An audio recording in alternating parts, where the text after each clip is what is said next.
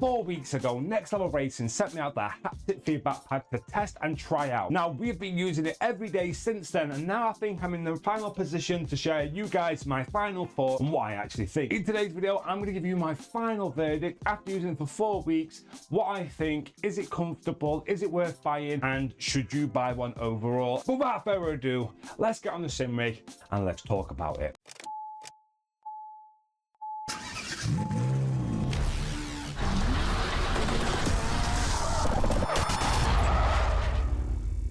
So first of all, let's talk about comfortability and accessibility to fit on a sim rig. Now, this is designed to fit on most and all sim seats, okay, including desk seats and sim rigs. So it can be adopted to fit on any seat. These straps, 2 on the bottom and 2 at the top here.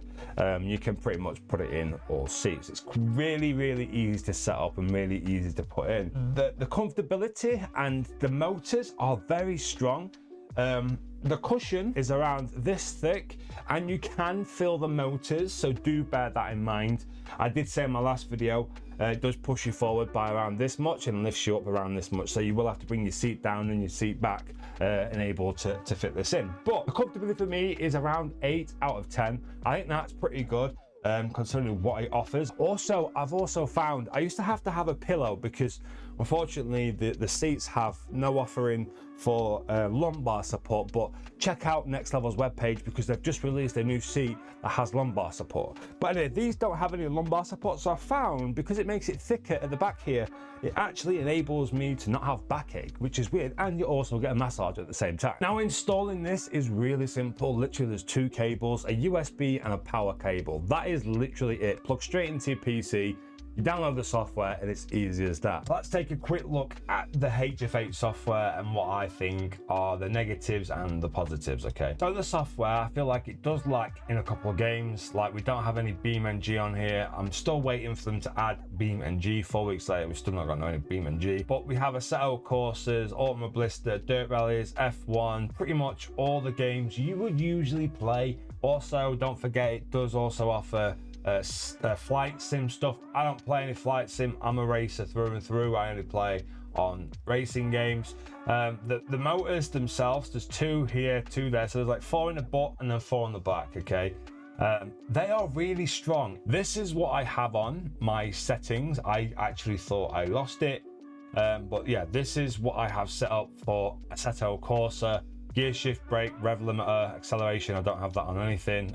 Also, we don't have engine RPM on. But we have suspension, speed, rev limiter, brake, and gear shift. Not having too much is better, definitely, because you just get oversaturated with different vibrations. But when you have it minimalistic, it's pretty good. Now, it's really easy to tune. There's loads of options on how to tune it. You know, if you didn't want, like, for instance, on the brake, I only have it on my bum. I feel like that's an easier representation of like what the brake would feel underneath you, not on your back. Okay, I don't know why, it's just my opinion. Speed, I have it on all 4. Gear shift, I have it on all 4. So all 4 pads at top and bottom. Suspension, I think I have it only on the bottom as well, but would you have that on the top as well? I don't really think you'd feel the suspension on your back. So it gives you a real good option of what you want to use and where you want to use it. Is pretty good. What are my final thoughts, and should you purchase the HF8 PRO if you're looking for a little bit more feeling in your sim rig? Well, like I said, I've had this now for around 4 weeks, and I've got to be honest, yeah, if it isn't on, then it don't feel right, which is kind of strange. I never thought I'd actually keep using it. I thought it was just something that I get and then just be like, get rid of that, it's annoying. But it's actually really good. 1, it helps my back because it pushes the cushion out a little bit further. 2, it gives you more excitement and more feeling. Literally, you can feel everything on the road, like genuinely everything. Once you get it set up right, it is absolutely brilliant. The pricing isn't too bad, £250, or depending on where you're watching from right now.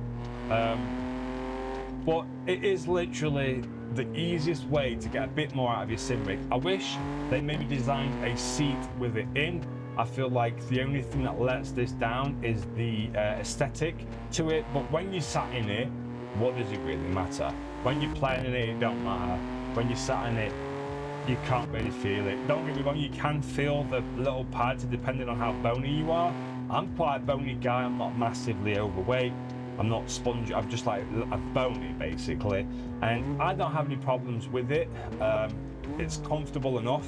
The motors are very, very strong. Sometimes I have to turn them down because they're just too much, which is not a problem, because if you was the other way around, they didn't have enough, maybe the first iteration of the HF8 weren't enough, but this is so much enough that it rattles my sim rig, which is fantastic. I'm not downing the pad for being too powerful. It is brilliant. It is really easy to use, really easy to set up, has plenty of options, lacks in games a little bit. The comfortability is at 8 out of 10. You can feel the haptic feedback pads, but in some minds it might be absolutely fine, and then some others, you know, you might not like it as much. But I don't find it a problem. Let me know down in the comments below if you're thinking about buying one or have bought one, and what's your experience. Have you enjoyed it? Do you find it comfortable? I find it all of the above quite good. I've got no negative feedback, other than it ruins the aesthetic a little bit, if I'm honest, and it's lacking in a couple of games. I wish they just had as many games as possible, like just add everything. I understand some games are quite difficult to add, but I'd like to see more options.